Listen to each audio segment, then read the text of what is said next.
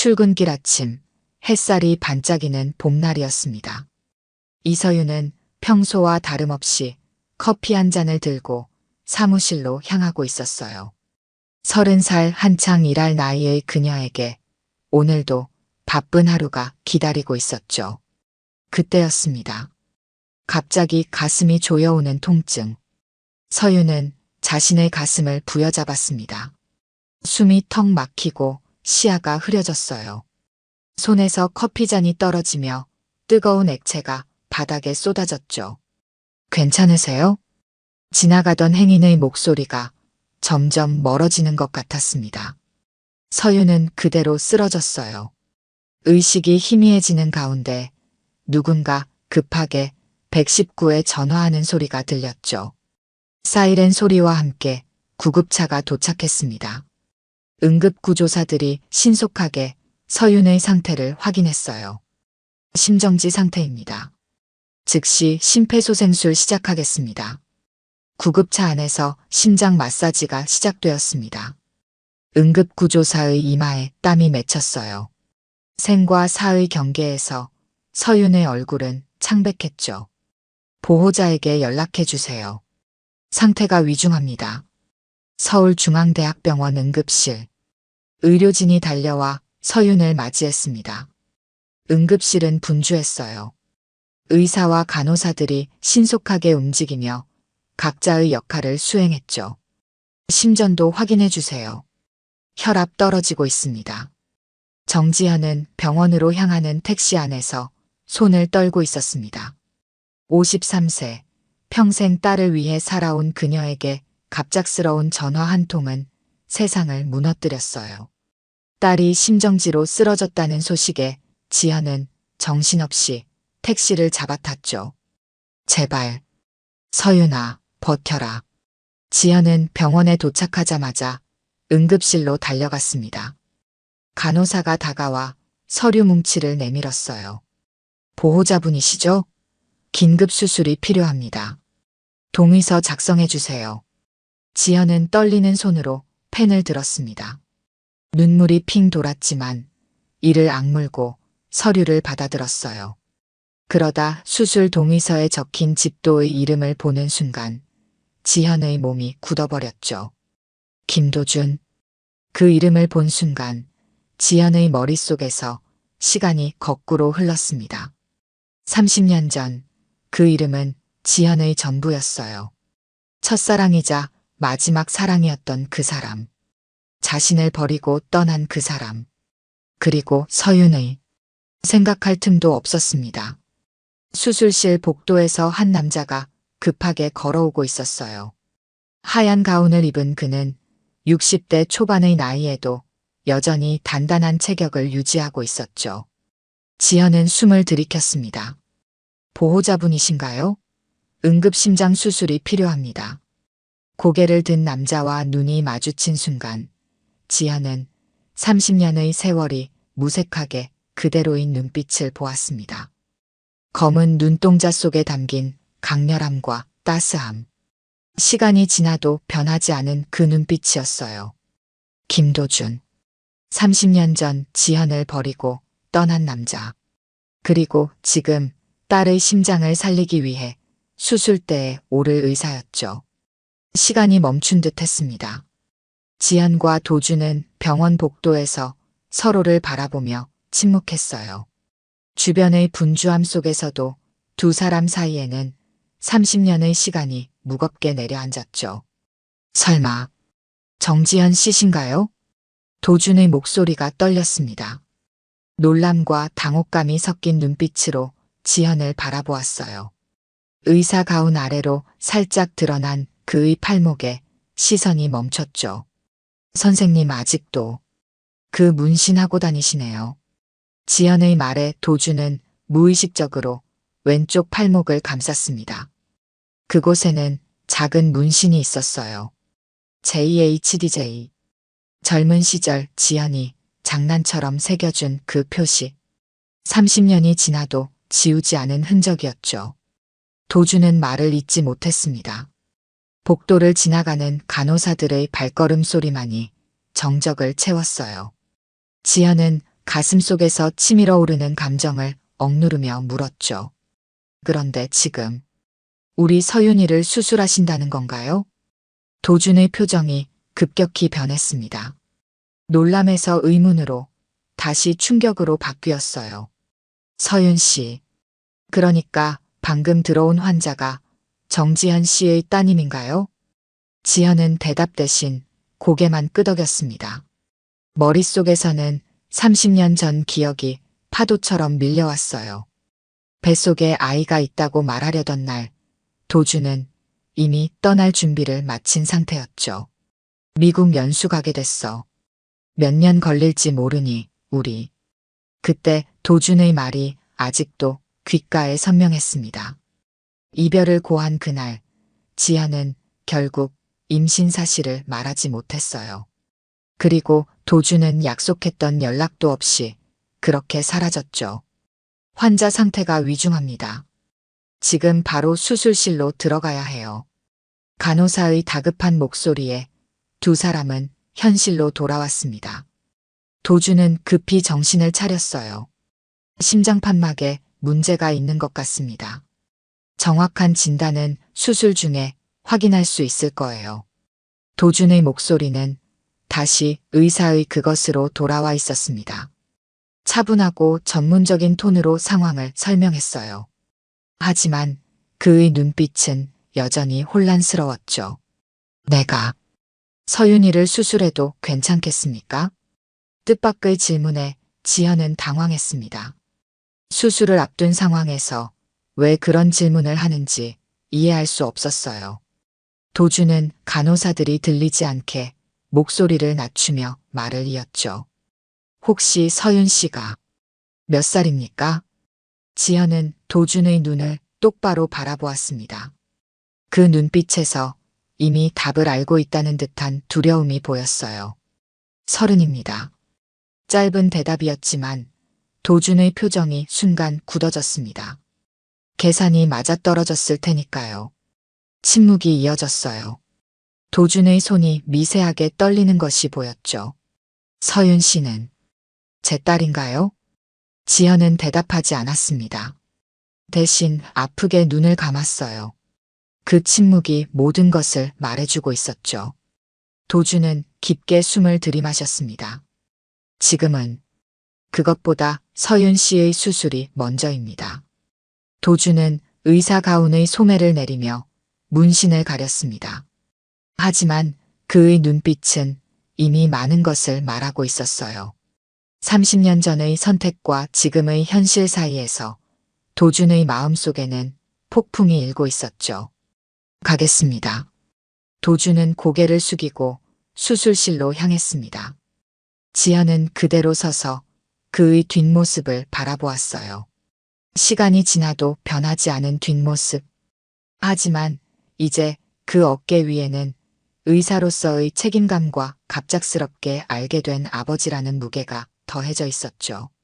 지현은 맥없이 대기실 의자에 주저앉았습니다. 머릿속에서는 끊임없이 같은 말이 맴돌았어요. 뱃속에 아이가 있다고 말하려던 날. 그는 떠났다. 수술 동의서가 지현의 손에 들려 있었습니다. 펜을 쥔 손이 떨렸어요. 30년간 숨겨온 비밀이 순식간에 드러날 위기에 처한 상황이었죠. 잠시만요. 지현은 다가오는 간호사를 붙잡았습니다. 목소리는 흔들리고 있었어요. 다른 의사는 없나요? 김도준 선생님 말고 다른 의사가 수술할 수는 없을까요? 간호사는 의아한 표정으로 지현을 바라보았습니다. 병원 내에서 김도준의 평판은 매우 좋았기 때문이었죠. 김도준 교수님은 우리 병원 최고의 심장 전문의이십니다. 지금 같은 응급 상황에서는 교수님께 맡기는 것이 최선입니다. 지현의 마음속에서는 혼란스러운 감정들이 충돌하고 있었습니다. 한편으로는 딸의 생명을 살리기 위해 최고의 의사가 필요했지만 다른 한편으로는 30년 전 자신을 버리고 떠난 남자에게 딸의 심장을 맡기는 것이 견딜 수 없었어요. 하지만 수술실 밖에서 또 다른 의사가 다가왔습니다. 젊은 여성 의사였어요. 보호자분, 환자의 상태가 매우 위중합니다. 지금 당장 수술을 시작하지 않으면 위험해질 수 있어요. 지연은 막막한 심정으로 고개를 숙였습니다. 딸의 생명이 달린 문제였어요. 개인적인 감정을 앞세울 수는 없었죠. 그때 도준이 수술복으로 갈아입은 채 다시 나타났습니다. 마스크를 쓰기 전 그의 표정에는 진지함이 깃들어 있었어요. 정지한 씨. 도준의 목소리는 낮고 단단했습니다. 의사로서의 책임감이 묻어나는 톤이었어요. 지금은 개인적인 감정을 내려놓을 때입니다. 서윤 씨의 상태는 위중합니다. 저는 의사로서. 그는 잠시 말을 멈추었습니다. 눈빛이 흔들렸어요. 하지만 곧 단단한 결의를 담아 다시 말을 이었죠. 지금은 아버지가 아니라 의사입니다. 그 말에 지연의 눈에서 눈물이 흘러내렸습니다. 도준은 그것을 알면서도 모른 척했어요. 감정에 휘둘릴 수 없는 순간이었죠. 시간이 없습니다. 선택해 주셔야 합니다. 간호사의 다급한 목소리가 들렸습니다. 지연은 여전히 망설였어요. 과거의 배신과 현재의 위기 사이에서 그녀의 마음은 갈기갈기 찢어지고 있었죠. 만약 제가 수술을 하지 않는다면 다른 의사를 불러야 합니다. 하지만 그동안 지체되는 시간이. 도준의 말은 충분히 상황의 심각성을 전달했습니다. 지연은 어떤 결정을 내려야 할지 알 수 없었어요. 머릿속은 혼란스러웠고 가슴은 무거웠죠. 대기실 벽에 걸린 시계의 초침 소리가 유난히 크게 들렸습니다. 시간은 계속 흐르고 있었어요. 서윤의 생명도 함께 흘러가고 있었죠. 김 교수님, 준비 다 됐습니다. 지금 들어가셔야 해요. 수술실에서 다른 의사가 도준을 재촉했습니다. 도준은 여전히 지연을 바라보며 그녀의 결정을 기다리고 있었어요. 지연은 깊은 숨을 들이마셨습니다. 과거의 상처와 원망을 잠시 내려놓았어요.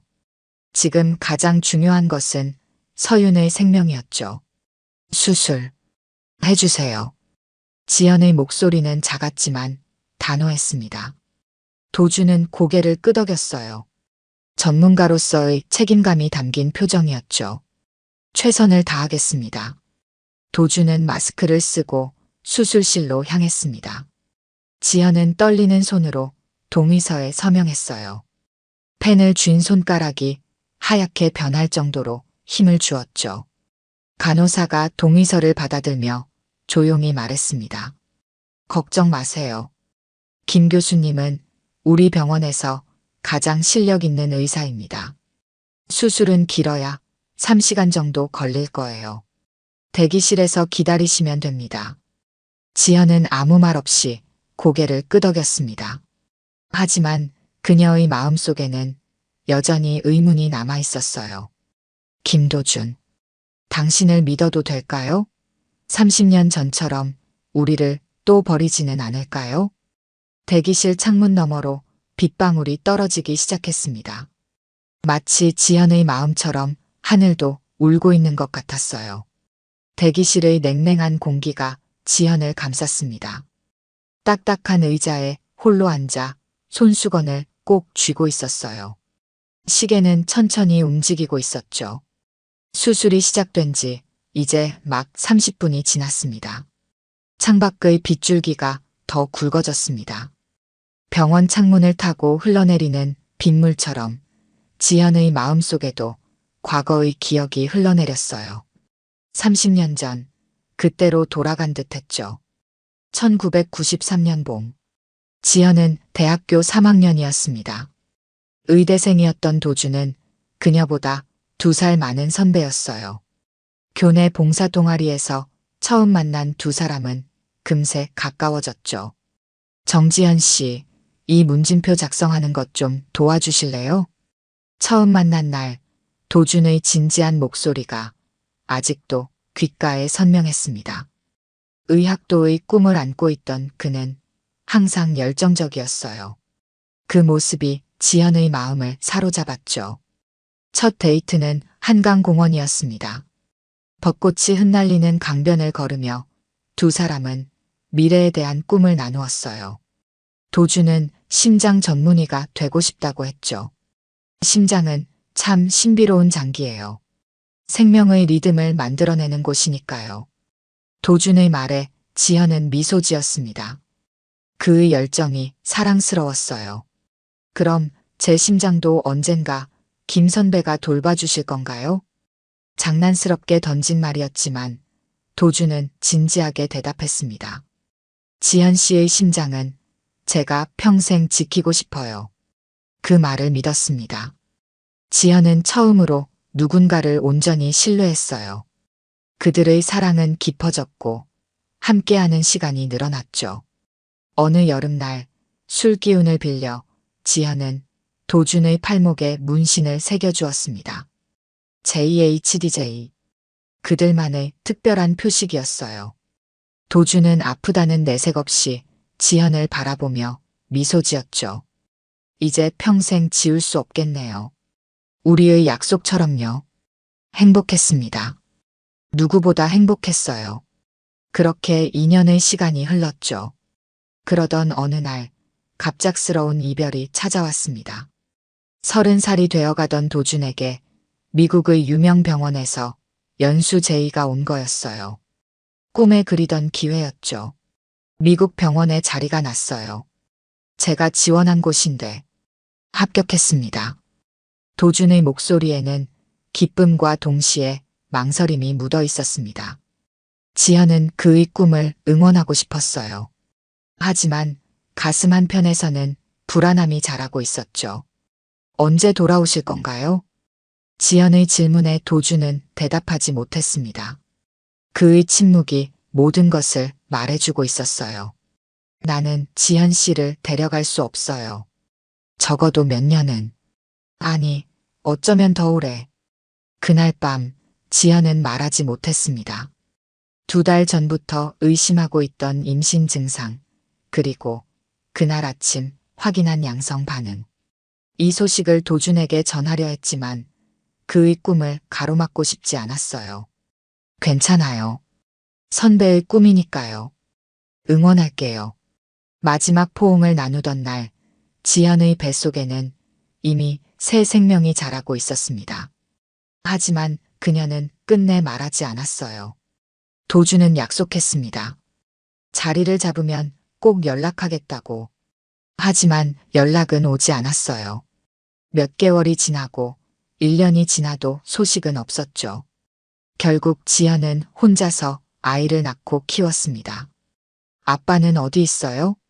어린 서윤의 물음에 지현은 항상 같은 대답을 했습니다. 아빠는 어려서 병으로 돌아가셨어. 하지만 하늘에서 서윤이를 항상 지켜보고 계실 거야. 그렇게 거짓말을 시작했습니다. 서윤이 상처받지 않기를 바라는 마음에서였어요. 그 거짓말은 30년 동안 이어졌죠. 보호자분. 간호사의 목소리에 지현은 현실로 돌아왔습니다. 수술실 앞에 서 있는 자신을 발견했어요. 언제 자리에서 일어나 이곳까지 왔는지도 모르고 있었죠. 아직 수술 중입니다. 걱정 마세요. 김 교수님이 집도하고 계시니까요. 지현은 아무 말 없이 고개를 끄덕였습니다. 수술실 문을 바라보며 속으로 기도했어요. 서윤아, 제발 버텨라. 그리고 도준 씨, 부탁드립니다. 우리 딸을 살려주세요. 3시간이 지났습니다. 병원 대기실의 시계는 오후 2시를 가리키고 있었어요. 지현은 의자에 앉아 기도하는 마음으로 손을 모으고 있었죠. 긴장으로 굳어버린 어깨가 아팠습니다. 수술실 문이 열리는 소리에 지현은 화들짝 놀라 고개를 들었습니다. 첫 번째로 나온 사람은 간호사였어요. 그녀의 표정은 읽기 어려웠죠. 지현의 심장이 빠르게 뛰었습니다. 이어서 도준이 나왔습니다. 수술 가운은 땀에 젖어 있었고 마스크를 벗은 얼굴에는 피로가 역력했어요. 눈 아래 다크서클이 짙게 내려앉아 있었죠. 지연은 자리에서 벌떡 일어났습니다. 어떻게 됐나요? 목소리가 떨렸습니다. 도준의 표정에서 수술 결과를 읽으려 애썼지만 그의 얼굴은 전문가다운 중립성을 유지하고 있었어요. 도준은 수술 가운을 벗으며 천천히 걸음을 옮겼습니다. 지연 앞에 멈춰서서 깊은 숨을 들이마셨어요. 그가 입을 열기까지의 몇 초가 지연에게는 영원처럼 느껴졌죠. 수술은 성공적이었습니다. 간결한 문장이었지만 그 말에 지연의 눈에서는 눈물이 쏟아졌습니다. 안도의 한숨과 함께 긴장이 풀리는 것 같았어요. 정말 감사합니다. 지연은 감정에 북받쳐 더 말을 잇지 못했습니다. 아무리 과거의 상처가 있다 해도 지금 도준은 딸의 생명을 구해준 의사였어요. 그것만으로도 충분히 고마웠죠. 도준은 천천히 고개를 끄덕였습니다. 그의 눈에도 복잡한 감정이 어려 있었어요. 서윤 씨의 상태는 생각보다 위중했습니다. 선천적인 심장 판막 이상이 있었어요. 의사로서의 전문적인 설명이 이어졌습니다. 지연은 그의 말을 귀담아 들었어요. 도준의 목소리는 차분했지만 미세하게 떨리고 있다는 것을 지연은 알아차렸죠. 선천적인 이상이라면. 지연의 질문에 도준은 잠시 눈을 내리깔았습니다. 그 말에 담긴 의미를 이해한 듯 했어요. 네. 유전적 요인이 있을 수 있습니다. 침묵이 내려앉았습니다. 두 사람 사이에는 30년의 시간과 말하지 못한 진실이 무겁게 자리하고 있었어요. 주변의 병원 소음이 멀게 들려왔죠. 앞으로는 정기적인 검진이 필요합니다. 제가 직접 담당하겠습니다. 지연은 도준의 말에 아무 대답도 하지 못했습니다. 그저 고개만 끄덕였어요. 도준은 잠시 망설이다가 말을 이었죠. 지연 씨. 도준의 목소리가 부드러워졌습니다. 더 이상 의사가 아닌 한 사람으로서의 목소리였어요. 혹시 시간이 되시면 잠시 이야기를 나눌 수 있을까요? 30년이라는 시간이 지났지만 설명드리고 싶은 것들이 있습니다. 지연은 눈을 들어 도준을 바라보았습니다. 그의 눈에는 후회와 슬픔 그리고 간절함이 담겨 있었어요. 하지만 지연은 천천히 고개를 저었죠. 지금은 서윤이만 생각하고 싶습니다. 나중에요. 나중에 이야기해요. 도준은 이해한다는 듯이 고개를 끄덕였습니다. 억지로 대화를 이어가려 하지 않았어요. 그는 잠시 침묵하다가 무겁게 입을 열었죠. 심장은 무사합니다. 전문적인 의사의 말이었습니다. 하지만 곧이어 그의 목소리가 미세하게 변했어요. 더 깊고 더 개인적인 감정이 담긴 목소리였죠.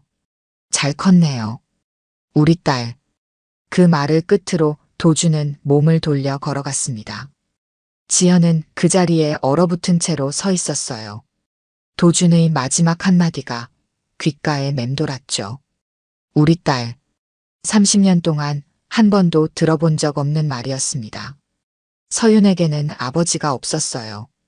지연의 거짓말 속에서 아버지는 이미 죽은 사람이었죠. 하지만 이제 그 아버지가 눈앞에 나타났습니다. 딸의 심장을 직접 수술한 의사로서 간호사가 다가와 말했습니다. 서윤 씨는 회복실로 옮겼습니다. 마취에서 깨어나는데 조금 시간이 걸릴 거예요. 1시간 후에 만나실 수 있습니다. 지연은 고개를 끄덕였습니다. 하지만 그녀의 생각은 이미 다른 곳에 있었어요. 30년간 지켜온 비밀이 무너지는 소리가 들리는 것 같았죠. 그리고 딸에게 어떻게 이 사실을 전할지 혹은 전하지 않을지 고민하는 마음으로 가득했습니다. 멀어지는 도준의 뒷모습을 바라보며 지연은 생각했습니다. 당신이 왜 우리를 버렸는지 그 이유를 알아야 할까요? 회복실의 정숙한 공기 속에서 서윤은 천천히 눈을 떴습니다. 흐릿한 시야로 하얀 천장을 바라보았어요. 몸에 연결된 각종 관과 기계들이 그녀의 상태를 감시하고 있었죠. 가슴에는 두꺼운 붕대가 감겨 있었습니다. 서윤아. 지연의 다정한 목소리가 들렸습니다. 서윤은 고개를 살짝 돌려 어머니를 바라보았어요. 지연의 얼굴에는 안도와 피로가 공존하고 있었죠. 엄마. 서윤의 목소리는 마취의 영향으로 여전히 허스키했습니다. 지연은 딸의 손을 부드럽게 잡아주었어요. 수술 잘 끝났어. 이제 푹 쉬어야 해. 서윤은 미소를 지으려 했지만 온몸이 욱신거려 얼굴을 찡그렸습니다. 지연은 재빨리 딸의 이마를 쓰다듬었어요. 아프면 말해. 간호사 선생님께 진통제 더 달라고 할게. 서윤은 고개를 저었습니다. 잠시 침묵이 흘렀어요. 방 안에는 심장 모니터의 규칙적인 비프음만 울렸죠. 수술은 어떻게 된 거예요? 서윤의 질문에 지연은 조심스럽게 설명했습니다. 심장 판막에 문제가 있었고 응급수술로 해결했다는 이야기였어요. 하지만 도준의 이름은 언급하지 않았죠. 그 의사 선생님이 누구셨어요? 예상치 못한 질문에 지연은 잠시 당황했습니다. 서윤은 마취 상태에서 깨어난 직후임에도 불구하고 또렷한 눈빛으로 어머니를 바라보고 있었어요. 김도준 교수님이셨어. 이 병원에서 제일 실력 있는 심장 전문의시래. 지연은 가능한 한 담담하게 대답했습니다. 서윤은 잠시 생각에 잠겼어요. 저 깨어나기 전에 그 선생님이 잠깐 들어오셨어요. 제 상태 확인하러 오신 것 같았는데 지연의 심장이 빠르게 뛰었습니다. 도준이 서윤을 만났다는 사실에 불안감이 몰려왔어요. 그랬구나. 뭐라고 하셨어? 서윤은 천천히 고개를 돌려 창밖을 바라보았습니다. 비는 이미 그쳤고 해가 구름 사이로 얼굴을 내밀고 있었어요. 특별한 말씀은 없으셨어요. 그냥 상태가 안정적이라고 하셨죠. 하지만 이상했어요. 지연은 긴장한 표정으로 물었습니다. 뭐가 이상했어? 서윤은 다시 어머니를 바라보았습니다. 그녀의 눈에는 이해할 수 없는 감정이 어려 있었어요. 그 선생님의 눈빛이요. 저를 바라보는 눈빛이 너무 따뜻했어요. 마치 오랜 친구를 만난 것처럼. 지연은 할 말을 찾지 못했습니다. 가슴 한편이 아파왔어요. 30년간 숨겨온 비밀이 서서히 드러나는 것 같았죠. 엄마. 서윤의 목소리가 갑자기 진지해졌습니다. 지연은 긴장된 표정으로 딸을 바라보았어요. 그 의사 선생님, 이상하게 따뜻했어요. 낯선 사람인데도 안심이 되었거든요. 서윤의 눈에 눈물이 맺혔습니다. 어린아이처럼 보이는 그 모습에 지연의 마음이 아팠어요. 아빠도 그런 사람이었을까요? 예상치 못한 질문에 지연은 아무 말도 하지 못했습니다. 단지 눈물만 훔쳤어요. 서윤은 어머니의 반응을 보며 더욱 궁금해졌죠. 엄마는 항상 아빠가 제가 아주 어릴 때 돌아가셨다고 하셨잖아요. 하지만 사진 한 장도 없고 아빠에 대한 이야기도 거의 안 해주셨어요. 가끔 궁금했어요. 제가 닮은 점이 있는지, 어떤 사람이셨는지. 지연은 여전히 침묵했습니다. 눈물이 뺨을 타고 흘러내렸어요. 그 모습을 보며 서윤도 눈물을 흘렸죠. 엄마 괜찮아요. 억지로 말하지 않으셔도 돼요. 그냥 오늘 그 의사 선생님을 보니까 문득 아빠 생각이 났을 뿐이에요. 지연은 딸의 손을 꼭 잡았습니다. 말하고 싶었지만 아직은 용기가 나지 않았어요.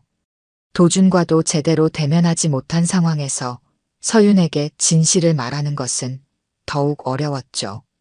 서윤아, 너는 아버지를 닮았어. 눈빛이. 그것이 지연이 꺼낼 수 있는 최대한의 진실이었습니다. 서윤은 약하게 미소 지었어요. 정말요? 그렇다면 아빠는 따뜻한 눈빛을 가진 분이셨겠네요. 침묵이 흘렀습니다. 지연은 마음속으로 생각했어요. 내 아버지는 지금 이 병원에 있어. 내 심장을 직접 수술한 그 의사야. 하지만 그 말을 입 밖으로 내지는 못했습니다. 대신 서윤의 이마에 부드럽게 키스했어요. 더 쉬어. 내일이면 일반 병실로 옮길 수 있을 거래. 서윤은 고개를 끄덕이고 다시 눈을 감았습니다. 지연은 딸의 손을 놓지 않은 채 생각에 잠겼어요. 이제 어떻게 해야 할지, 진실을 말해야 할지, 말하지 않아야 할지 결정해야 했죠. 문득 회복실 문 쪽을 바라보니 도준이 유리창 너머로 서윤을 바라보고 있었습니다. 그들의 눈이 마주쳤어요. 도준은 고개를 숙여 인사하고 천천히 걸어갔죠. 지연은 그런 그를 바라보며 결심했습니다. 어떤 선택을 하든 서윤의 행복이 최우선이어야 했어요. 수술 후 사흘이 지났습니다. 서윤의 상태는 빠르게 안정되어 일반 병실로 옮겨졌어요. 주치의들은 서윤의 회복 속도에 놀라워했죠. 젊고 건강한 체력 덕분이었습니다. 퇴원날이 다가왔습니다. 지연은 병실에서 서윤의 짐을 정리하고 있었어요. 창밖으로 따스한 봄 햇살이 비치고 있었죠. 엄마, 제 화장품 파우치는요? 서윤이 침대에 앉아 물었습니다. 아직 완전히 회복된 것은 아니었지만 많이 좋아진 상태였어요. 여기 있어. 다 챙겼으니까 걱정하지 마. 지연은 딸에게 미소 지었습니다. 이 순간만큼은 평범한 일상처럼 느껴졌어요. 하지만 마음 한편에는 여전히 고민이 자리하고 있었죠. 지난 며칠간 도준은 전문적인 의사로서만 서윤을 대했습니다. 개인적인 접근은 전혀 하지 않았어요. 지연은 그것이 고마웠죠. 김 교수님께서 오후에 마지막 진료 후 퇴원 처방을 내주신대. 서윤은 고개를 끄덕였습니다. 그녀는 창밖을 바라보며 생각에 잠겼어요. 그 선생님, 정말 실력이 좋으신가 봐요. 간호사 선생님들이 다들 그분 얘기만 나오면 눈을 반짝이던데요. 지연은 애써 담담하게 대답했습니다. 그렇대. 미국에서 오랫동안 공부하고 연구하셨다고 하더라고. 서윤은 갑자기 고개를 돌려 어머니를 바라보았습니다. 엄마는 그분 알고 계셨어요? 가끔 두 분이 아는 사이 같았는데. 예상치 못한 질문에 지연은 잠시 손을 멈추었습니다. 어떻게 대답해야 할지 고민했어요. 응, 옛날에 잠깐 알았던 사이야. 아주 오래전 일이지. 서윤은 더 묻지 않았습니다. 하지만 그녀의 눈빛에는 의문이 남아 있었어요. 병실에 가벼운 노크 소리가 들렸죠. 들어오세요. 문이 열리고 김도준이 들어왔습니다. 흰 가운을 입은 그의 모습은 여전히 위험 있었어요. 손에는 서류 몇 장과 함께 하얀 봉투를 들고 있었죠. 안녕하세요, 서윤 씨. 퇴원 준비는 잘 되고 있나요? 도준의 목소리는 부드럽고 전문적이었습니다. 서윤은 미소 지으며 고개를 끄덕였어요. 네, 선생님. 덕분에 빨리 나을 수 있었어요. 정말 감사합니다. 도준은 잠시 서윤의 얼굴을 바라보았습니다. 그의 눈에는 말할 수 없는 감정이 담겨 있었어요. 그러나 곧 의사로서의 표정으로 돌아왔죠. 퇴원 처방전과 앞으로의 주의사항입니다. 한 달 뒤에 다시 검진을 받으러 오셔야 해요. 도준은 서류를 건네주었습니다. 지연이 대신 받아들었어요. 두 사람의 손이 살짝 스쳤고 둘 다 빠르게 손을 뗐죠. 그리고 이것은 도준은 하얀 봉투를 서윤에게 내밀었습니다. 봉투에는 아무 표시도 없었어요. 개인적으로 드리는 겁니다. 퇴원 후에 읽어보세요. 의아한 표정으로 서윤은 봉투를 받았습니다. 지연은 긴장된 표정으로 도준을 바라보았어요. 도준은 지연의 눈길을 느꼈지만 아무런 설명도 하지 않았죠. 그럼 건강히 지내시길 바랍니다. 한 달 뒤에 뵙겠습니다. 도주는 고개를 숙여 인사하고 병실을 나갔습니다. 지연은 서윤이 든 봉투가 신경 쓰였지만 아무 말도 하지 않았어요. 뭘까요, 이게?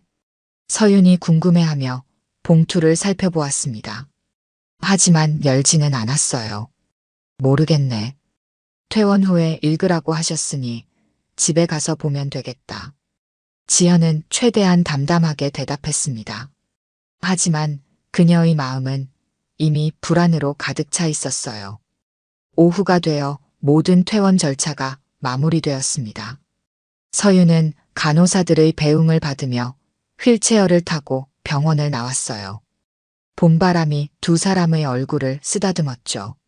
집으로 돌아온 서윤은 침대에 누웠습니다. 지연이 따뜻한 차를 준비해 오는 동안 서윤은 도준이 준 봉투를 열었어요. 안에는 한 장의 편지가 들어 있었죠. 서윤 씨에게. 편지의 시작이었습니다. 서윤은 호기심 어린 표정으로 읽기 시작했어요. 처음 뵙는 자리에서 이런 글을 전하게 되어 죄송합니다. 하지만 제가 의사로서 당신의 심장을 직접 들여다본 사람이기에 몇 가지 말씀드리고 싶었습니다. 당신의 심장은 강하고 아름답습니다. 많은 심장을 보아왔지만 당신의 것은 특별했습니다. 그것은 아마도 특별한 인연 때문일지도 모릅니다. 저와 당신의 어머니는 30년 전 젊은 시절에 알고 지낸 사이였습니다. 그리고 그 인연이 이제 당신을 통해 다시 이어졌다고 생각합니다. 긴 이야기를 하고 싶지만 그것은 당신이 선택할 문제입니다. 만약 과거에 대해 알고 싶으시다면 제 연락처를 아래 남겨두겠습니다. 원하신다면 언제든 연락 주십시오. 서윤 씨, 내가 어떤 선택을 하든 받아들이겠습니다. 다만 내 심장과 내 심장은 같은 박동을 가졌다는 것만 알아주세요. 편지의 끝에는 도준의 서명과 전화번호가 적혀 있었습니다. 서윤은 편지를 읽고 나서 오랫동안 침묵했어요. 그녀의 머릿속에는 수많은 의문이 떠올랐죠. 지연이 차를 들고 방에 들어왔을 때 서윤은 조용히 편지를 접어 다시 봉투에 넣었습니다. 아직은 어머니에게 보여줄 준비가 되지 않은 것 같았어요. 무슨 내용이었어? 조심스럽게 지연이 물었습니다. 서윤은 잠시 생각하다가 대답했어요. 그냥 건강관리에 대한 조언이었어요. 특별한 내용은 없었어요. 서윤은 거짓말했습니다. 편지의 내용을 혼자 생각해 볼 시간이 필요했어요. 그리고 어쩌면 나중에 김도준을 직접 만나볼지도 모른다는 생각이 들었죠. 지연은 딸의 표정을 살폈습니다. 거짓말인 것을 알았지만 더 묻지 않았어요. 때가 되면 서윤이 스스로 물어볼 것이라고 생각했죠. 그리고 그때가 오면 지연도 30년간의 진실을 말할 준비를 해야 했습니다. 수술 후 한 달이 지났습니다. 서윤은 놀라운 속도로 회복하여 이제 가벼운 업무로 복귀한 상태였어요. 지연은 딸의 건강을 세심하게 챙겼죠. 약 복용 시간, 식이요법, 충분한 휴식까지 모든 것을 관리했습니다. 그러나 두 사람 사이에는 말하지 않는 긴장감이 흐르고 있었어요. 도준의 편지 이후 서윤은 그것에 대해 어머니에게 한마디도 하지 않았죠. 하지만 종종 생각에 잠겨 멍하니 창밖을 바라보는 모습을 보였습니다. 오늘은 병원에서 정기 검진을 받는 날이었어요. 지연은 서윤과 함께 병원을 찾았습니다. 접수대에서 이름을 말하자 간호사가 안내했죠. 김도준 교수님께서 직접 진료하신다고 말씀하셨습니다. 3번 진료실로 들어가시면 됩니다. 서윤은 고개를 끄덕였습니다. 지연은 불안한 표정으로 주위를 둘러보았어요. 한 달 동안 도준과 연락하지 않았지만 이날이 올 것을 알고 있었죠. 진료실 앞에 도착한 두 사람은 잠시 멈춰 섰습니다. 서윤이 문득 어머니를 바라보며 말했어요. 엄마, 저 혼자 들어가도 될까요? 예상치 못한 요청이었습니다. 지연은 놀란 표정으로 딸을 바라보았어요. 왜? 무슨 일 있니? 서윤은 잠시 망설이다가 가방에서 도준의 편지를 꺼냈습니다. 지난 한 달간 여러 번 읽은 듯 모서리가 약간 구겨져 있었어요. 이 편지요. 김 교수님께 물어보고 싶은 게 있어요. 지연의 얼굴이 창백해졌습니다. 그녀는 편지 내용을 읽지 않았지만 무엇에 관한 것인지 짐작할 수 있었어요. 서윤아, 그건. 서윤은 부드럽게 미소 지었습니다. 괜찮아요, 엄마. 저는 그저 몇 가지 궁금한 점이 있을 뿐이에요. 혼자 이야기하고 싶어요. 지연은 망설였습니다. 하지만 딸의 단호한 눈빛을 보고 결국 고개를 끄덕였어요. 알았어. 밖에서 기다릴게. 서윤은 고마운 표정으로 어머니를 바라본 후 문을 두드렸습니다. 안에서 도준의 목소리가 들렸어요. 들어오세요. 서윤이 진료실로 들어가자 도준은 자리에서 일어나 맞이했습니다. 그는 여전히 전문가다운 모습이었지만 눈빛에는 긴장감이 어려 있었어요. 안녕하세요, 서윤 씨. 건강해 보이네요. 어머니는 안 오셨나요?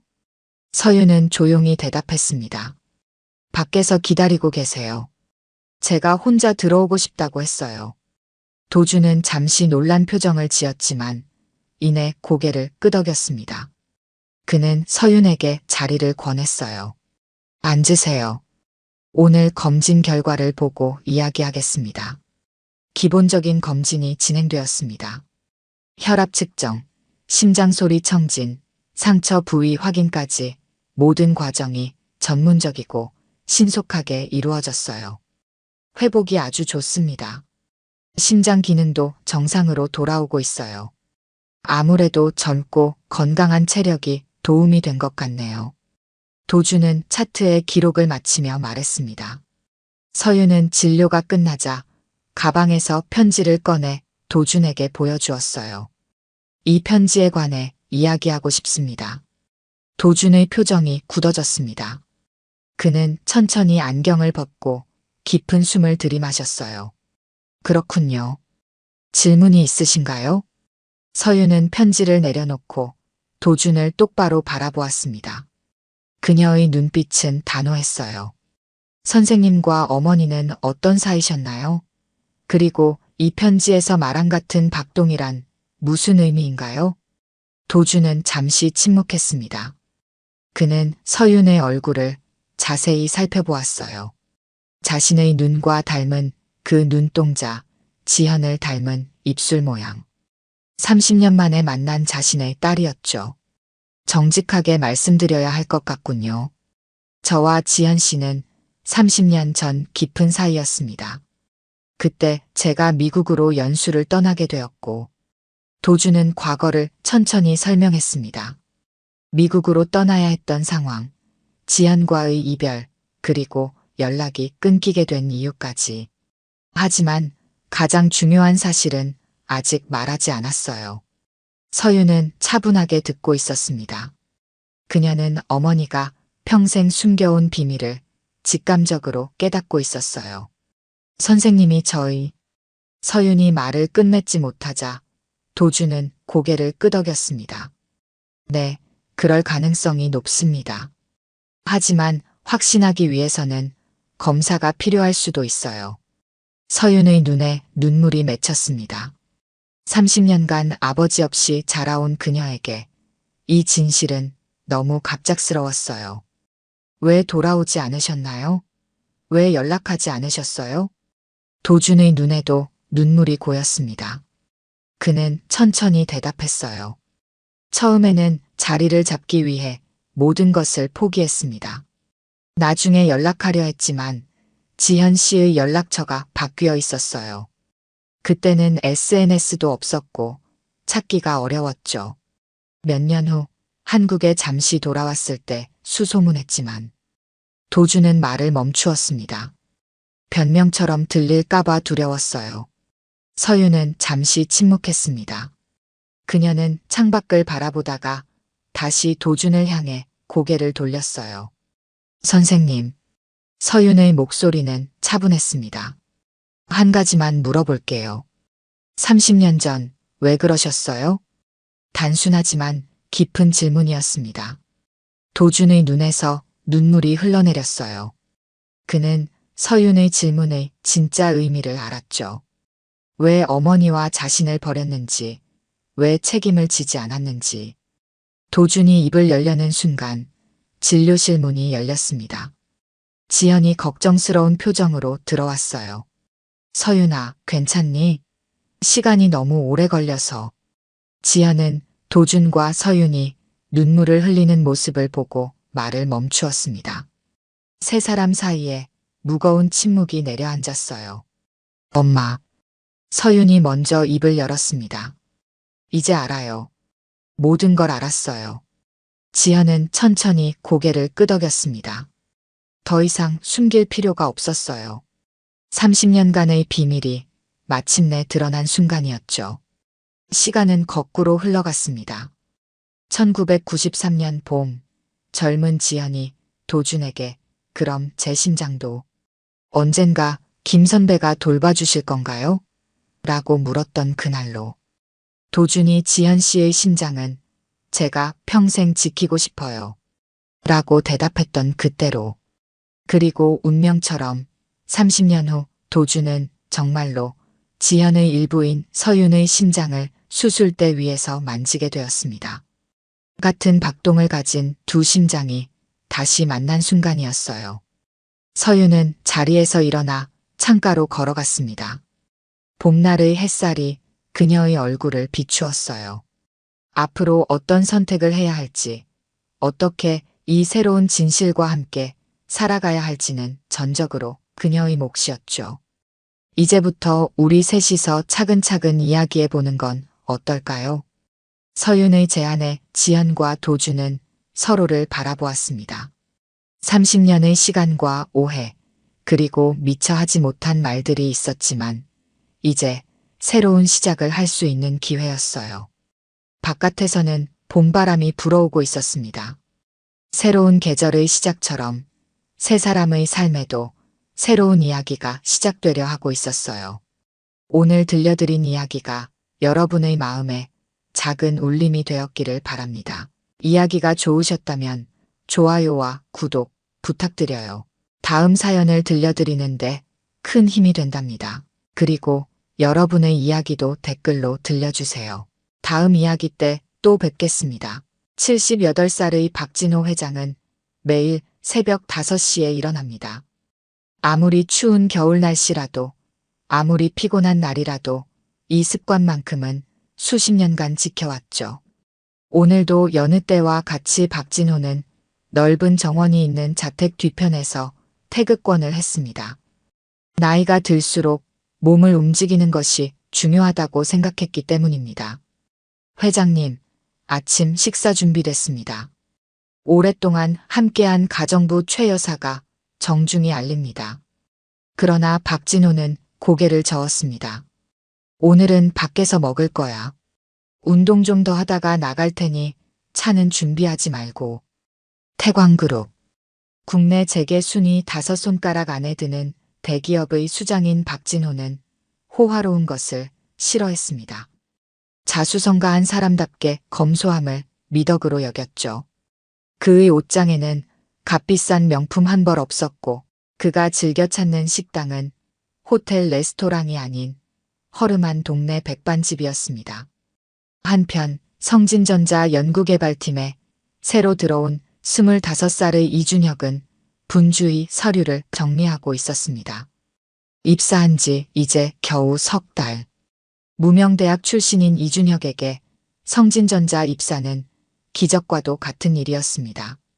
성진전자는 태광그룹에 이어 국내 전자업계 둘째로 큰 기업이었으니까요. 야, 이준혁. 이거 복사해와. 팀장이 무뚝뚝하게 말했습니다. 이준혁은 얼른 고개를 끄덕이며 서류를 받아들었죠. 무명대 출신의 백도 없는 신입사원은 늘 이런 잡무를 담당했습니다. 하지만 이준혁은 불평하지 않았어요. 기회는 준비된 자에게 온다고 믿었기 때문입니다. 점심시간입니다. 다들 식사하러 가세요. 부장의 목소리에 사무실이 술렁였습니다. 직원들은 삼삼오오 모여 식당으로 향했죠. 그러나 이준혁은 혼자였습니다. 같은 대학 출신도 없고 아직 친해진 동기도 없었으니까요. 저는 근처 백반집에 다녀오겠습니다. 이준혁은 혼자 밥을 먹는 것이 익숙했습니다. 오히려 그 시간이 좋았죠. 회사에서 받은 스트레스를 내려놓고 잠시나마 자신만의 시간을 가질 수 있으니까요. 백반집은 사람들로 북적였습니다. 점심시간이라 그럴만도 했습니다. 이준혁은 구석자리에 앉아 메뉴판을 살폈죠. 이 집은 성진전자와 가까워 직원들이 자주 찾는 곳이었습니다. 여기 된장찌개 하나요. 이준혁이 주문을 마치고 휴대폰을 꺼냈습니다. 그때였어요. 식당 입구에 나이 지긋한 노인이 들어왔습니다. 다른 손님들과는 달리 허름한 운동복을 입고 있었죠. 하지만 그의 눈빛에는 범상치 않은 기품이 서려 있었습니다. 바로 박진호 회장이었죠. 그는 아침 운동을 마치고 단골 백반집에 들른 것입니다. 이곳은 그의 회사와는 거리가 있었지만 오래전부터 즐겨 찾던 곳이었죠. 아이고, 할아버지 오셨어요? 여느 때처럼 된장찌개 드릴까요? 주인 아주머니가 반갑게 맞이했습니다. 다른 손님들은 이 허름한 노인이 누구인지 알지 못했죠. 박진호는 미소를 지으며 고개를 끄덕였습니다. 그래, 된장찌개에 계란 후라이 하나 더 올려주게. 박진호는 구석자리에 앉았습니다. 바로 이준혁의 옆자리였죠. 두 사람은 서로를 모른 채 나란히 앉아 있었습니다. 한쪽은 재계를 호령하는 대기업 회장, 다른 쪽은 겨우 회사에 발을 들인 신입사원. 그야말로 다른 세계에 살고 있는 두 사람이었습니다. 이준혁의 휴대폰에서 카톡 알림이 울렸습니다. 신입은 회식 준비해. 오늘 저녁 6시. 팀장의 메시지였습니다. 이준혁은 한숨을 내쉬었지만 곧 마음을 추스렸습니다. 이런 것쯤이야 신입사원의 숙명이니까요. 그때였습니다. 갑자기 옆자리에서 우당탕 소리가 들렸습니다. 이준혁이 고개를 돌리자 박진호 회장이 바닥에 쓰러져 있었어요. 얼굴이 창백하고 숨을 제대로 쉬지 못하는 듯 했습니다. 저기요, 할아버지가 쓰러지셨어요. 이준혁의 외침에 식당은 순식간에 혼란스러워졌습니다. 그러나 누구도 선뜻 나서지 않았어요. 그저 멀뚱멀뚱 바라볼 뿐이었죠. 낡은 옷 입은 노인네가 쓰러졌다고 괜히 도와줬다가 책임질 일 생기면 어쩌려고. 누군가의 작은 목소리가 들렸습니다. 하지만 이준혁은 그런 말에 신경 쓰지 않았습니다. 지체할 시간이 없었으니까요. 할아버지, 괜찮으세요? 할아버지. 이준혁은 박진호의 맥박을 확인했습니다. 약하게 뛰고 있었지만 호흡이 불규칙했어요. 이준혁은 재빨리 휴대폰을 꺼내 응급실에 전화를 걸었습니다. 여보세요? 여기 백반집인데 어르신이 갑자기 쓰러지셨어요. 네, 주소는. 전화를 끊은 이준혁은 주저없이 심폐소생술을 시작했습니다.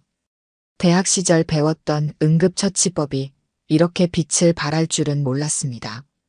이준혁의 손은 떨리고 있었지만 그의 눈빛은 결연했어요. 누군가의 생명이 자신의 손에 달려있다는 사실을 알고 있었으니까요. 하나, 둘, 셋, 넷. 이준혁은 일정한 리듬으로 박진호의 가슴을 압박했습니다. 주변의 시선은 아랑곳하지 않았어요. 그저 눈앞의 노인을 살리는 데 집중했죠. 땀이 이마를 타고 흘러내렸지만 멈출 수 없었습니다. 비켜봐요, 젊은이. 내가 해볼게.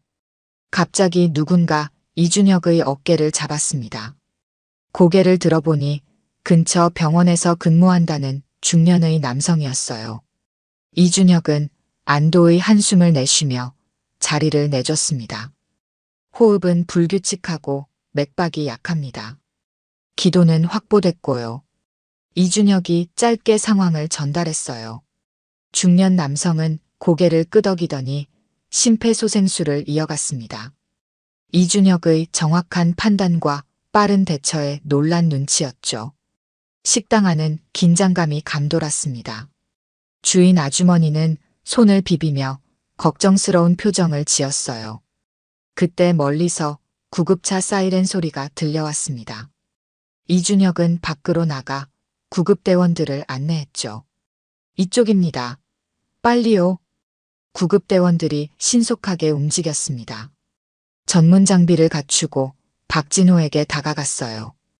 이준혁은 한 걸음 물러나 지켜봤습니다. 심장이 빠르게 뛰었죠. 처음 보는 노인이었지만 그의 안위가 걱정됐습니다. 혈압 90/50, 산소 포화도 88%, 심전도 불안정합니다. 구급대원의 말이 들렸습니다. 이준혁은 조마조마한 마음으로 지켜봤어요. 그때 노인의 눈꺼풀이 움찔거렸습니다. 이어서 천천히 눈을 떴죠. 어르신, 저 들려요? 지금 병원으로 모시겠습니다. 구급대원이 말했습니다. 박진호는 희미하게 고개를 끄덕였어요. 그리고 주변을 둘러보았죠. 시선이 이준혁에게 머물렀습니다. 그 순간 두 사람의 눈이 마주쳤어요. 이준혁은 알 수 없는 묘한 감정을 느꼈습니다. 마치 오래된 인연과 다시 만난 것 같은 기분이었죠. 성진전자. 박진호가 희미하게 말했습니다. 이준혁은 깜짝 놀랐어요. 자신의 회사 이름을 어떻게 알았지? 낡은 운동복을 입은 노인의 눈빛이 날카로워졌습니다. 마치 무언가를 꿰뚫어보는 듯했죠. 젊은이, 이름이 뭐예요? 힘없는 목소리였지만 어딘가 위험이 느껴졌습니다. 이준혁은 본능적으로 대답했어요. 이준혁입니다. 이준혁. 기억해두겠소. 그 말을 끝으로 박진호는 다시 눈을 감았습니다. 구급대원들이 들것에 노인을 옮겼어요. 이준혁은 그저 멍하니 바라봤죠. 왠지 모를 운명적인 만남이라는 느낌이 들었습니다. 저기요, 감사합니다. 그 할아버지, 우리 단골 손님이신데. 주인 아주머니가 다가와 말했습니다. 이준혁은 미소를 지었어요. 괜찮습니다. 당연히 해야 할 일을 했을 뿐이에요. 정말 대단한 청년이네요. 요즘 젊은이들은 이런 상황에서 휴대폰만 들이대는데. 주인 아주머니는 감탄했습니다. 이준혁은 쑥스러워하며 자리로 돌아갔어요. 하지만 이미 점심시간은 끝나가고 있었죠. 서둘러 식사를 마치고 회사로 돌아가야 했습니다. 한편 박진호 회장은 구급차 안에서 희미하게 정신을 차렸습니다. 자신의 생명을 구한 청년의 얼굴이 떠올랐어요. 성진전자 배지를 단 젊은이. 경쟁사의 직원이었군요. 박진호는 쓴웃음을 지었습니다. 세상이 참 아이러니하다고 생각했죠. 회장님, 의식 회복하셨습니까? 지금 응급실로 가고 있습니다. 옆에서 비서가 다급하게 물었습니다. 구급대원의 연락을 받고 급히 달려온 모양이었어요. 박진호는 천천히 고개를 끄덕였습니다. 그 청년에 대해 알아봐. 무슨 말씀이신지. 방금 나를 구한 청년. 성진전자 직원이던데 이름이 이준혁이라고 했어. 그에 대해 자세히 알아봐. 비서는 깜짝 놀랐습니다. 회장님이 이런 지시를 내린 적이 없었기 때문이었죠. 하지만 곧 고개를 끄덕였습니다. 알겠습니다. 빠른 시일 내에 보고드리겠습니다. 박진호는 다시 눈을 감았습니다. 갑작스러운 실신 때문에 몸이 무거웠지만 마음은 이상하게 가벼웠어요. 오랜만에 흥미로운 사람을 만난 기분이었죠. 경쟁사 직원이지만 그 청년의 눈빛에서 무언가 특별한 것을 발견했습니다. 사람 보는 눈만큼은 내가 자신 있지. 박진호는 생각했습니다. 오랜 세월 기업을 이끌며 수많은 인재를 발굴해왔죠. 그리고 이준혁에게서 진실된 무언가를 보았습니다. 금전이나 명예가 아닌 순수한 인간적 도리를 보았던 것이죠. 이준혁은 회사로 돌아오자마자 팀장에게 불려갔습니다. 점심시간을 초과한 이유를 설명해야 했어요. 죄송합니다. 식당에서 응급 상황이 있어서. 핑계는 그만두고 오늘 회식 예약했냐? 이준혁은 한숨을 삼켰습니다. 오후 내내 백반집에서 있었던 일이 머릿속을 맴돌았지만 업무에 집중해야 했죠. 하지만 노인의 마지막 말이 자꾸만 떠올랐습니다. 이준혁, 기억해두겠소. 그 목소리에 담긴 무게감이 가슴에 남아 있었습니다. 이틀 후 박진호 회장은 병실에 앉아 창밖을 바라보고 있었습니다. 담당 의사는 과로와 일시적인 혈압 저하로 인한 실신이라고 진단했어요. 며칠간 병원에서 관찰한 후 퇴원해도 좋다는 소견이었습니다. 회장님, 이준혁에 관한 자료 가져왔습니다. 비서가 조용히 문을 열고 들어왔습니다. 박진호는 고개를 돌려 비서를 바라봤어요. 어서 보여주게. 비서는 태블릿을 건넸습니다. 화면에는 이준혁에 관한 상세한 정보가 담겨 있었어요. 이준혁, 25살. 지방 중소도시 출신으로 무명대학교 전자공학과를 졸업했습니다. 학부 시절 우수한 성적을 거뒀으며 봉사활동도 꾸준히 했습니다. 성진전자에 입사한 지 석 달 된 신입사원이고요. 박진호는 천천히 정보를 읽어내려갔습니다. 이준혁의 대학 성적, 동아리 활동, 인턴 경력까지 모두 기록되어 있었어요. 가정 형편은 어떤가? 어머니와 단둘이 살고 있습니다. 아버지는 이준혁이 고등학생 때 돌아가셨고 대학 학비도 장학금과 아르바이트로 충당했습니다. 현재 월급의 상당 부분을 어머니 병원비로 사용하고 있습니다.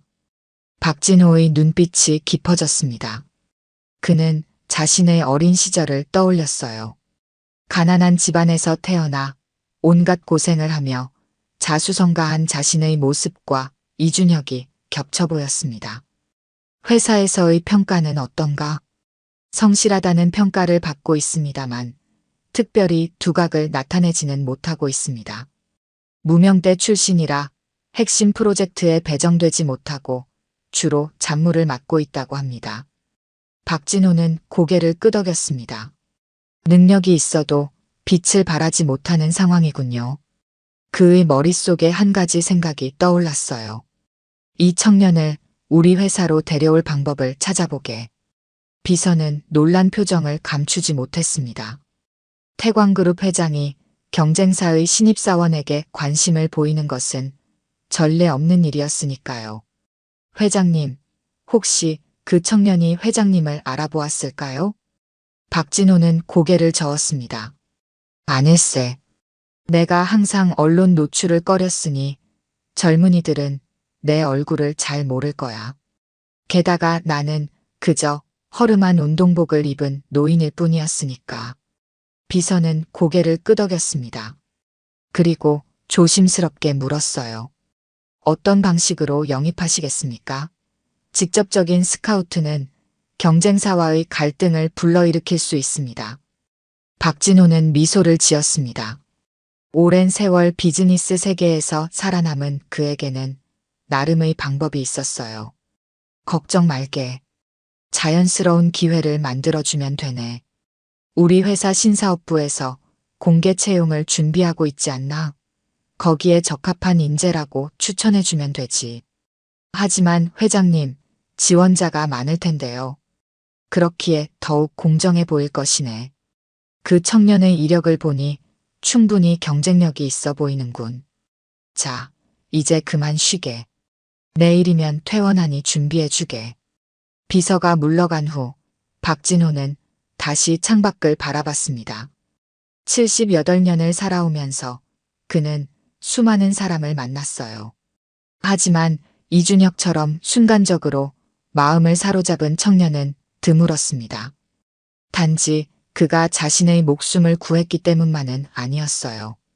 그 청년의 행동에서 진정성과 책임감을 느꼈기 때문입니다.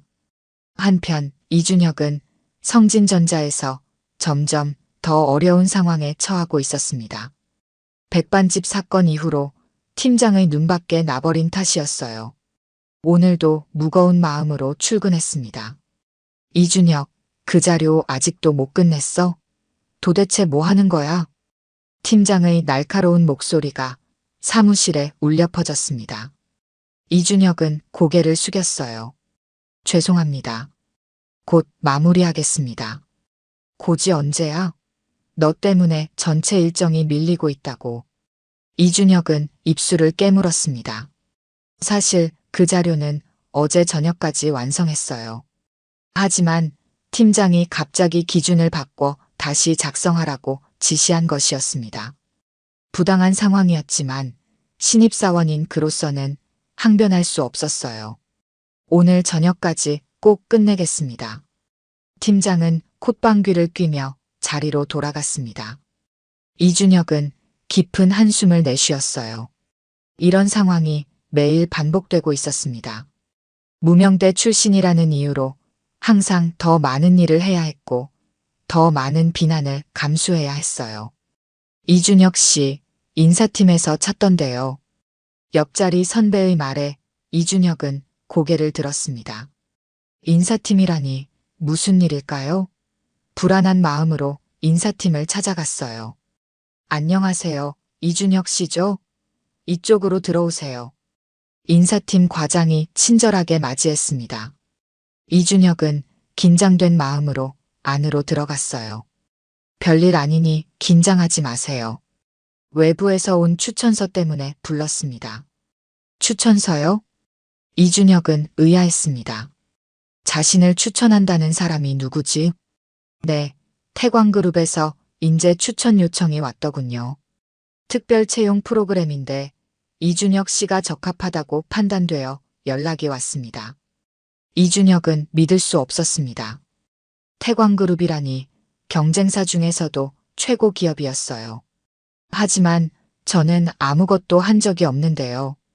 아마 학교 교수님이나 이전 인턴십 관계자가 추천한 것 같습니다. 어쨌든 좋은 기회니 한번 지원해보는 것이 어떨까요? 물론 저희 회사 입장에서는 아쉽지만 개인의 발전을 위해서라면 지원하셔도 좋습니다. 이준혁은 혼란스러웠습니다. 태광그룹의 제안은 분명 매력적이었어요. 하지만 갑작스러운 일이었습니다. 그리고 자신을 누가 추천했는지 궁금했어요. 생각해보겠습니다. 감사합니다. 사무실로 돌아오는 길, 이준혁의 머릿속은 복잡했습니다. 이 제안이 진짜일까? 아니면 자신을 회사에서 내보내기 위한 함정일까? 그때 백반집에서 만난 노인의 얼굴이 떠올랐어요. 그 노인과 이 제안 사이에 무슨 연관이 있을지도 모른다는 생각이 스쳐 지나갔습니다. 2주일 후 이준혁은 태광그룹 본사 앞에 서 있었습니다. 높이 솟은 건물이 햇빛을 반사해 눈부셨어요. 마치 자신의 미래처럼 빛나는 듯 했습니다. 이준혁님, 태광그룹에 오신 것을 환영합니다.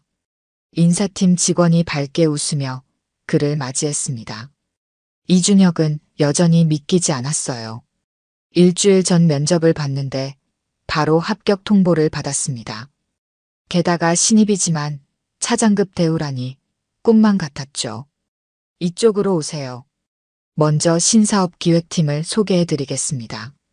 이준혁은 회사 곳곳을 둘러보며 감탄했습니다.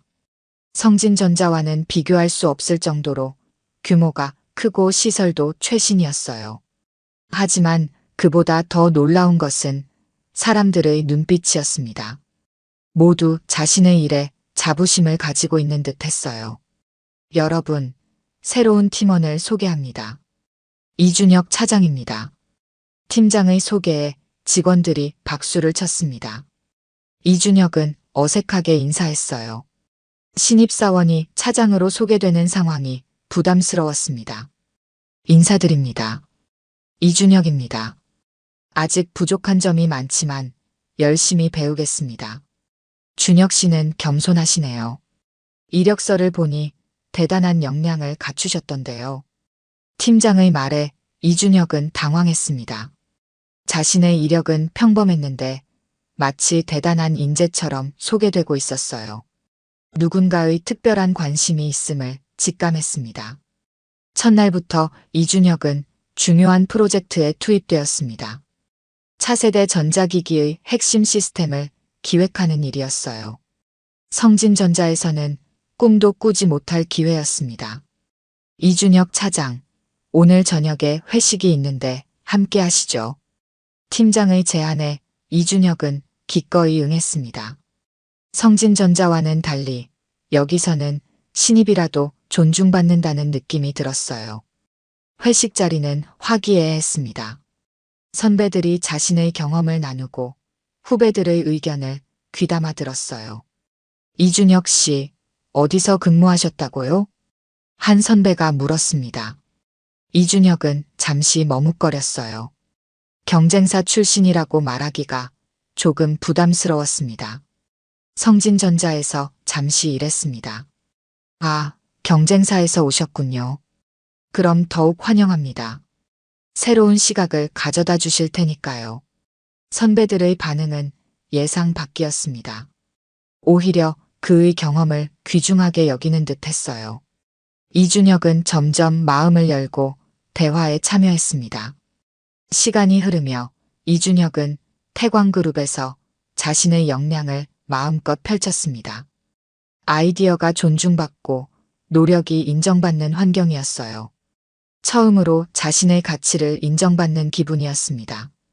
이준혁 차장, 다음 주에 중요한 행사가 있습니다.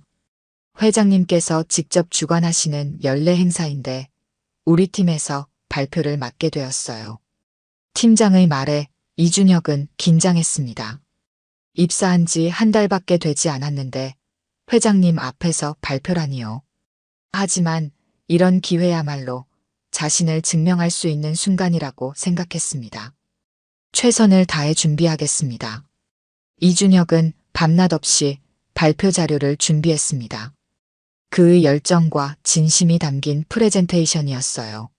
마침내 발표 당일이 되었습니다. 대회의실은 사람들로 가득 찼어요. 이준혁은 앞줄에 앉은 노신사에게 시선이 갔습니다. 태광그룹의 회장 박진호였죠. 왠지 모르게 익숙한 얼굴이었습니다. 다음은 신사업기획팀의 이준혁 차장 발표가 있겠습니다. 이준혁이 연단에 올랐습니다. 그는 잠시 박진호 회장과 눈을 마주쳤어요. 그 순간 기시감이 느껴졌습니다. 그 눈빛, 그 분위기. 백반집에서 만났던 노인과 너무나 닮아 있었습니다. 이준혁의 발표는 성공적이었습니다. 모든 청중이 그의 참신한 아이디어와 논리적인 전개에 집중했어요. 특히 박진호 회장은 끄덕이며 경청했습니다. 발표가 끝나자 큰 박수가 터져나왔습니다. 감사합니다. 이준혁은 고개를 숙여 인사했습니다. 자리로 돌아가는 그의 어깨에 자부심이 넘쳤어요. 자신의 능력을 인정받는 기분이었습니다. 좋은 발표였네. 갑자기 들려온 목소리에 이준혁은 고개를 들었습니다. 박진호 회장이 그를 바라보고 있었어요. 가까이서 보니 더욱 확실했습니다. 백반집에서 쓰러졌던 그 노인이 바로 태광그룹의 회장이었던 것입니다. 이준혁은 말문이 막혔습니다. 저기 혹시? 이준혁이 더듬거리며 말했지만 박진호는 미소만 지을 뿐 아무 말도 하지 않았습니다. 이어서 다른 발표가 시작되었고 이준혁은 자리에 앉아야 했어요. 하지만 마음은 이미 다른 곳에 가 있었습니다. 태광그룹 회장님이 자신이 구한 노인이라니 믿기지 않았습니다. 행사가 끝나고 직원들이 삼삼오오 모여 이야기를 나누고 있을 때 사회자가 마이크를 들었습니다. 오늘 행사를 마치기 전에 회장님께서 특별히 하실 말씀이 있으십니다. 모두의 시선이 박진호에게 향했습니다. 그는 천천히 연단으로 올라갔어요. 오늘 발표 중에 특별히 눈에 띄는 인재가 있었습니다. 신사업기획팀의 이준혁 차장이지요. 이준혁은 놀라 고개를 들었습니다. 갑자기 자신의 이름이 언급되자 당황스러웠어요. 주변 동료들도 호기심 어린 눈으로 그를 바라봤습니다. 사실 여러분도 모르는 일이 있습니다. 한 달 전 나는 백반집에서 갑자기 쓰러졌습니다. 그때 망설임 없이 나를 도와준 사람이 바로 이준혁 차장이었지요. 회의장은 술렁였습니다. 이준혁은 얼굴이 붉어졌어요. 그제서야 모든 것이 연결되었습니다.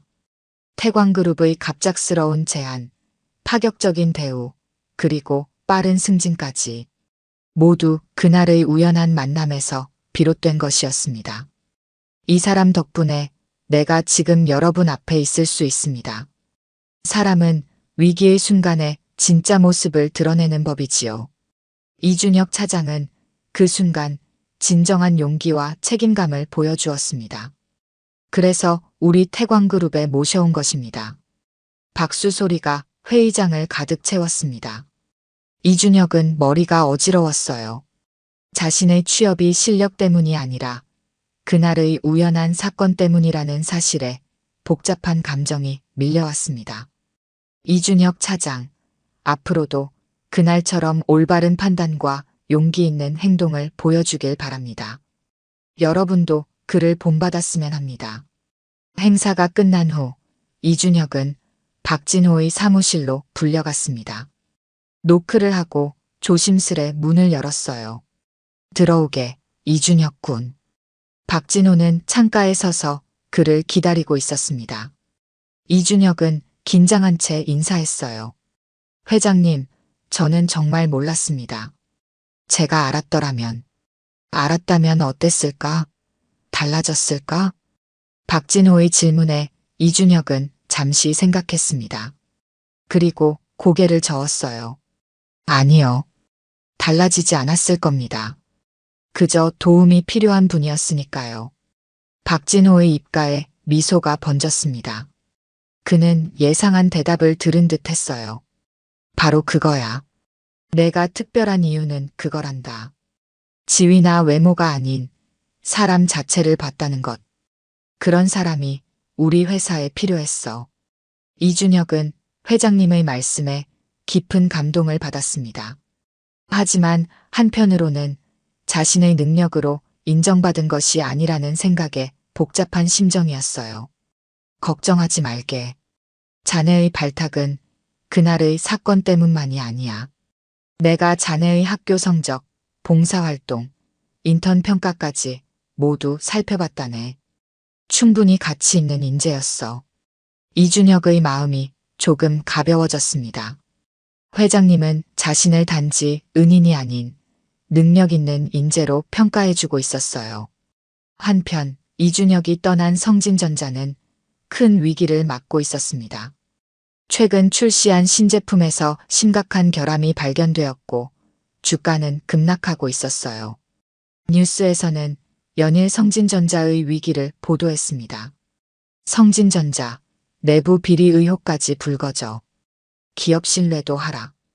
이준혁은 뉴스를 보며 복잡한 심정이었습니다. 비록 부당한 대우를 받았지만 처음 입사했던 회사였기에 안타까웠어요. 특히 함께 일했던 동료들이 걱정되었습니다. 그날 오후 갑자기 회의 소집 알림이 왔습니다. 긴급 회의였어요. 이준혁은 서둘러 회의실로 향했습니다. 여러분, 아시다시피 성진전자가 위기에 처해 있습니다. 박진호 회장이 직접 회의를 주재했습니다. 이례적인 일이었어요. 우리는 이 기회를 활용하려 합니다. 성진전자의 반도체 사업부를 인수하는 방안을 검토 중입니다. 회의실이 술렁였습니다. 경쟁사 인수는 태광그룹의 오랜 꿈이었지만 성진전자가 워낙 탄탄했기에 불가능해 보였었죠. 그러나 지금은 상황이 달랐습니다. 이 프로젝트의 책임자로 이준혁 차장을 임명합니다.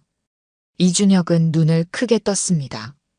자신이 성진전자 출신이라 내부 상황을 잘 안다는 이유였겠지만 입사한 지 석 달 만에 이런 중요한 임무를 맡게 되리라고는 생각지 못했어요.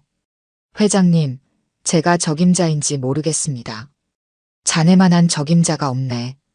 성진전자의 내부 상황을 알고 있고 우리 회사의 새로운 시각도 가지고 있으니 말이야.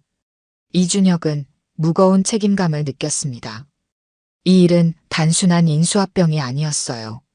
많은 직원들의 일자리와 미래가 걸린 중대한 사안이었습니다. 다음 날 이준혁은 성진전자 방문을 위해 준비했습니다. 인수 협상을 위한 사전 미팅이었어요. 예전 회사로 돌아간다는 생각에 묘한 감정이 들었습니다. 이준혁 씨, 정말 당신이 맞아? 성진전자 로비에서 예전 동료를 만났습니다. 놀란 표정이었어요. 안녕하세요. 오랜만입니다. 태광그룹 배지를 달고 있네요. 출세하셨군요. 동료의 말에 이준혁은 쓴웃음을 지었습니다. 자신이 이곳을 떠난 지 얼마 되지 않았는데 벌써 다른 회사의 대표로 돌아왔으니 아이러니했어요. 회의실에 들어서자 익숙한 얼굴들이 보였습니다. 이준혁을 무시하던 팀장도 그 자리에 있었어요. 그들의 표정은 복잡했습니다.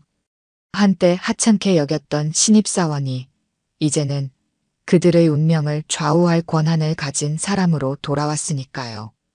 안녕하십니까? 태광그룹 이준혁입니다. 이준혁은 담담하게 인사했습니다. 복수심이나 우월감을 드러내지 않았어요. 그는 오직 공정하고 효율적인 인수 과정을 위해 왔을 뿐이었습니다. 이번 인수건에 대해 논의하고자 합니다. 태광그룹은 성진전자의 기술력과 인재를 높이 평가하고 있습니다. 이준혁의 전문적인 모습에 성진전자 임원들은 놀란 듯 했습니다. 그들이 알던 신입사원의 모습은 온데간데 없고 자신감 넘치는 비즈니스맨이 앞에 서 있었어요. 회의가 진행되면서 성진전자의 내부 문제가 드러났습니다. 몇몇 고위 임원들의 횡령과 부정이 회사를 위기로 몰아넣었던 것이었어요. 이준혁은 모든 정보를 꼼꼼히 기록했습니다. 우리는 정직하고 성실한 직원들은 최대한 보호하면서 문제가 된 부분만 정리할 계획입니다. 이준혁의 말에 성진전자 직원들의 표정이 밝아졌습니다. 그들에게 가장 큰 걱정은 일자리 문제였으니까요.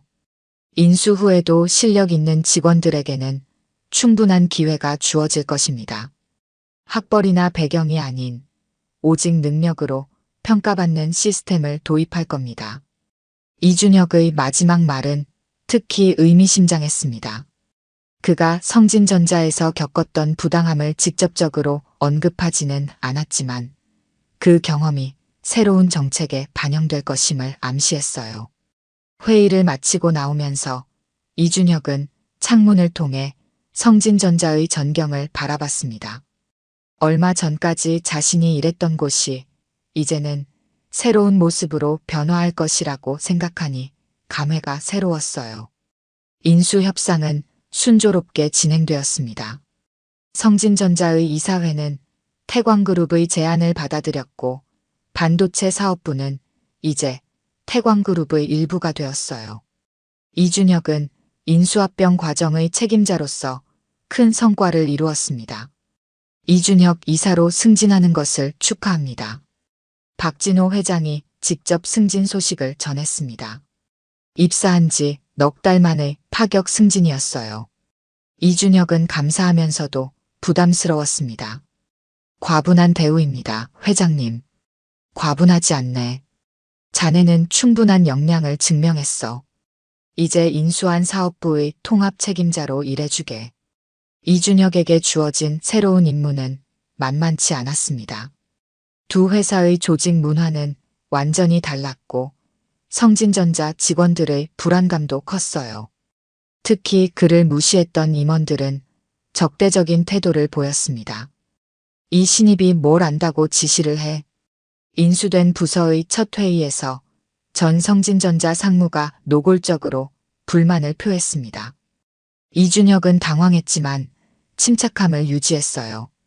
저도 한때 성진전자의 일원이었습니다.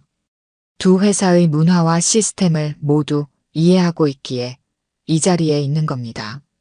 이준혁은 공정하고 투명한 조직 운영을 약속했습니다. 능력에 따라 평가하고 모든 직원에게 성장 기회를 제공하겠다고 했어요.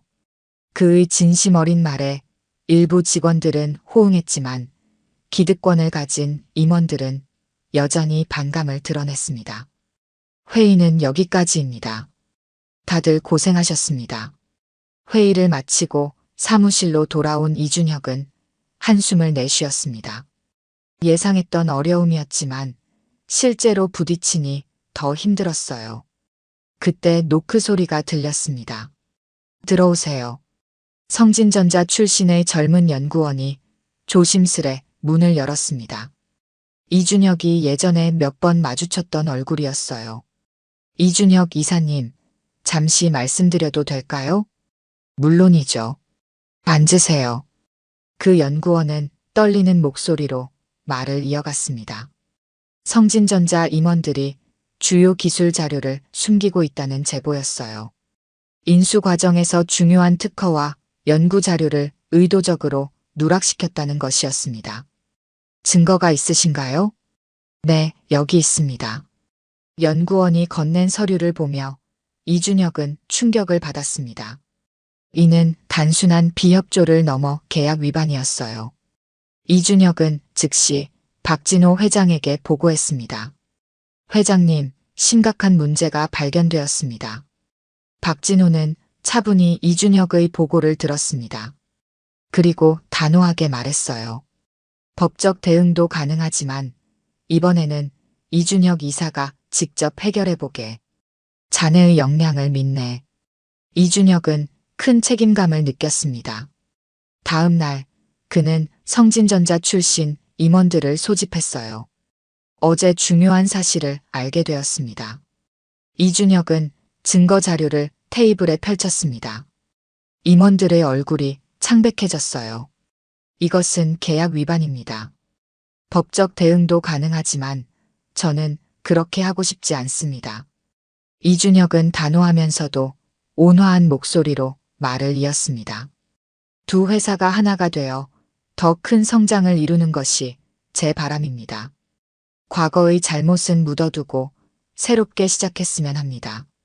하지만 앞으로는 이런 일이 절대 없어야 합니다. 놀랍게도 강경하게 나올 줄 알았던 이준혁이 화해의 손길을 내밀자 임원들은 태도를 바꿨습니다. 그들도 깊은 속내는 회사와 직원들의 미래를 걱정하는 마음이었으니까요. 이사님, 저희가 잘못했습니다. 앞으로는 진심으로 협조하겠습니다. 그날 이후 통합 과정은 순조롭게 진행되었습니다. 이준혁의 리더십 아래 두 회사의 장점이 결합되어 시너지를 내기 시작했어요. 그가 도입한 공정한 평가 시스템은 직원들의 사기를 높였습니다. 이준혁 이사님 덕분에 회사가 달라졌어요. 이제는 능력으로 인정받을 수 있다는 희망이 생겼습니다. 직원들의 이런 말을 들을 때마다 이준혁은 보람을 느꼈습니다.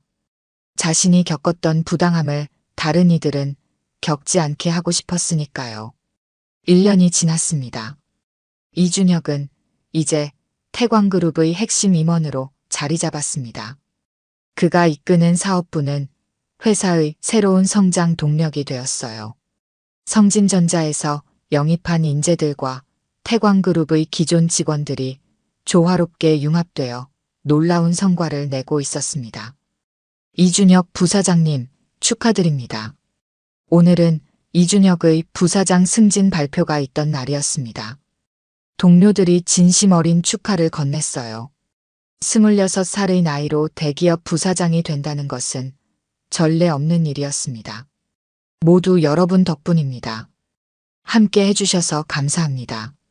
이준혁은 겸손하게 인사했습니다. 그는 성공에 취하지 않았어요. 오히려 더 큰 책임감을 느꼈습니다. 승진 축하 자리에서 박진호 회장이 이준혁에게 다가왔습니다. 나이가 더 들었지만 여전히 맑은 눈빛을 유지하고 있었어요. 백반집에서 처음 만났을 때 자네가 이렇게 될 줄 알았네.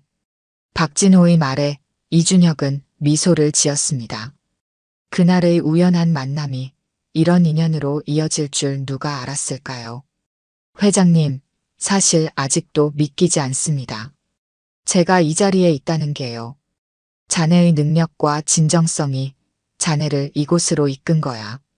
나는 그저 기회를 제공했을 뿐이지. 이준혁은 감사함을 표했습니다. 박진호 회장의 믿음이 없었다면 지금의 자신은 없었을 테니까요. 오늘 저녁 시간 있나? 우리가 처음 만났던 그 백반집에 가보지 않겠나? 회장님의 제안에 이준혁은 기쁘게 수락했습니다. 두 사람은 저녁에 그 백반집을 찾았어요. 여전히 소박한 분위기였지만 이제는 더 많은 사람들로 북적였습니다. 아이고, 할아버지 오셨네요. 그리고 저번에 할아버지 살려주신 그 청년도. 주인 아주머니가 반갑게 맞이했습니다. 그녀는 이제 이준혁이 태광그룹의 임원이라는 사실도 알고 있었어요. 오늘은 특별한 손님이 오셨으니 제가 직접 요리해 드릴게요.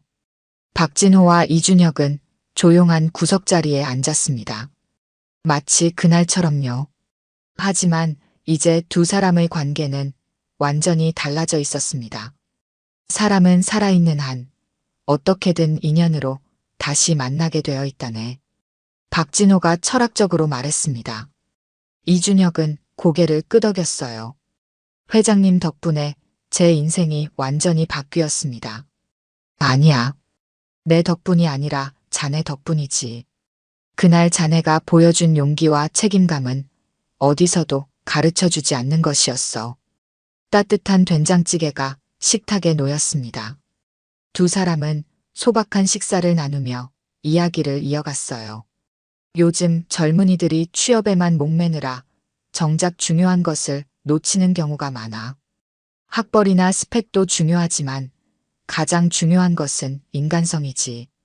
이준혁은 회장님의 말씀에 깊이 공감했습니다. 성진전자에서 그는 학벌 때문에 기회조차 얻지 못했어요. 하지만 태광그룹에서는 진정한 자신의 가치를 인정받았습니다. 앞으로 제가 추구할 리더십의 방향도 그거예요. 사람의 본질을 보는 것이요. 좋은 사람을 알아보는 눈을 가지는 것이 기업을 성공시키는 첫걸음이라네. 식사를 마치고 두 사람은 백반집을 나섰습니다. 밤하늘에는 별이 빛나고 있었어요. 이준혁 부사장, 앞으로 더 많은 도전이 기다리고 있을 걸세. 자네가 어떻게 헤쳐나갈지 기대하고 있겠네. 최선을 다하겠습니다, 회장님. 이준혁은 결연한 목소리로 대답했습니다. 그는 이제 더 이상 불안하고 소심한 신입사원이 아니었어요. 자신의 가치를 알고 올바른 판단을 내릴 수 있는 리더로 성장했습니다. 다음 날 아침, 이준혁은 어머니에게 전화를 걸었습니다. 그동안 바쁘다는 핑계로 자주 연락하지 못했어요. 어머니, 저 오늘 시간 되는데 같이 저녁 드실래요? 어머니의 기쁜 목소리가 전화기 너머로 들려왔습니다. 이준혁은 미소를 지었어요. 아무리 높은 자리에 올라도 자신을 지탱해 주는 것은 결국 가족과 소중한 사람들이라는 것을 잊지 않으려 했습니다. 사무실로 향하는 길, 이준혁은 문득 백반집에서 쓰러진 노인을 도왔던 그날을 떠올렸습니다. 만약 그때 망설였다면 어땠을까요? 그저 작은 선행이 이토록 큰 변화를 가져올 줄 누가 알았을까요? 이준혁은 깨달았습니다.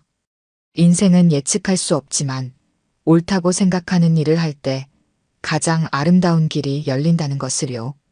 그는 앞으로도 그 믿음을 지키며 살아갈 것입니다. 오늘 들려드린 이야기가 여러분의 마음에 작은 울림이 되었기를 바랍니다. 이야기가 좋으셨다면 좋아요와 구독 부탁드려요. 다음 사연을 들려드리는데 큰 힘이 된답니다. 그리고 여러분의 이야기도 댓글로 들려주세요. 다음 이야기 때 또 뵙겠습니다.